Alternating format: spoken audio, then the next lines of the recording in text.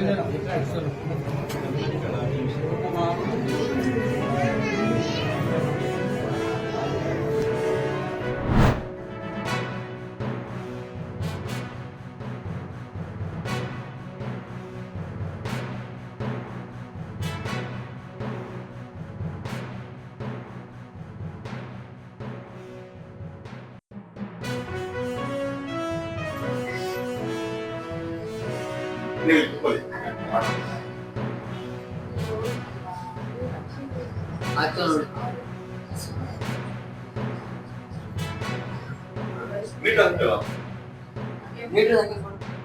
ಅಕಸ್ಮಾತ್ ಏನಾದ್ರು metal cylinders ಅಲ್ಲಿ ಬೆಂಕಿ ಏನಾದ್ರು ಅಂಟ್ಕೊಂಡ್ರೆ ಬ್ಲಾಸ್ಟ್ ಆಗೋ ಸಂಭಾವನೆಗಳು ಜಾಸ್ತಿ ಇರುತ್ತೆ.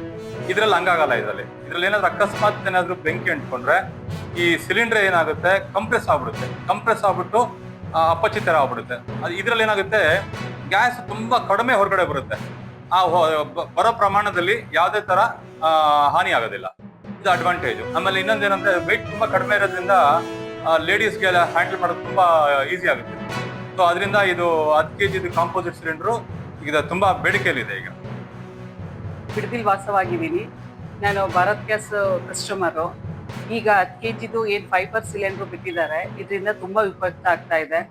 ಮನೆಯಲ್ಲಿರೋ ಗಂಡಸರನ್ನ ನಂಬ್ಕೊಂಡು ನಾವು ಇದನ್ನ ಯೂಸ್ ಮಾಡಬೇಕು, ತಗೋಬೇಕು, ಹಾಕೋಬೇಕು ಅನ್ನೋ ನೆಸೆಸರಿ ಏನೂ ಇಲ್ಲ ನಮಗೆ. ನಾವೇ ಇದನ್ನ ಯೂಸ್ ಮಾಡ್ಕೋಬಹುದು. ಒಳ್ಳೆ ತರ ಅನುಕೂಲ ಚೆನ್ನಾಗಿದೆ ಇದರಿಂದ. ಹಾಗಾಗಿ ಕೇಂದ್ರ ಸರ್ಕಾರಕ್ಕೆ ನಮ್ಮ ಕಡೆಯಿಂದ ಧನ್ಯವಾದಗಳು. ಕಬ್ಬಣದ್ದು ಅದು ಆಕ್ಸಿಡೆಂಟ್ ಏನಾದ್ರೆ ಫುಲ್ ಸ್ಪ್ರೆಡ್ ಆಗ್ತಿತ್ತು. ನಾವು ಅಲ್ಲಿ ಇಲ್ಲಿ ಟಿವಿ ನೋಡ್ತಾ ಇದ್ವಿ, ಅಲ್ಲಿ ಆಕ್ಸಿಡೆಂಟ್ ಆಯ್ತು, ಇಷ್ಟು ಜನ ಸತ್ತೋದ್ರು, ಅಕ್ಕಪಕ್ಕದ ಮನೆಗೆ ತೊಂದರೆ ಆಯ್ತು ಅಂತ. ಬಟ್ ಇದು ಆತರ ಇಲ್ಲ. ಸೊ ಇದೇನು ಹೇಳಿ ನಮ್ಗೆ ತರ ಅಡ್ವರ್ಟೈಸ್ ಮಾಡಿದ್ದಾರೆ ಅಂದ್ರೆ, ಆ ತರ ಏನಾದ್ರು ಪ್ರಾಬ್ಲಮ್ ಆಯ್ತು ಕಂದ್ಕೊಂಡ್ಬಿಡುತ್ತೆ. ಪ್ಲಾಸ್ಟಿಕ್ ಕವರ್ ಕಂದ್ಕೊಳ್ಳುತ್ತಲ್ಲ, ಅದೇ ತರ ಕಂದ್ಕೊಂಡ್ಬಿಡುತ್ತೆ. ಸೊ ಮನೇಲಿ ಯಾವುದೇ ರೀತಿ ತೊಂದರೆ ಇಲ್ಲ.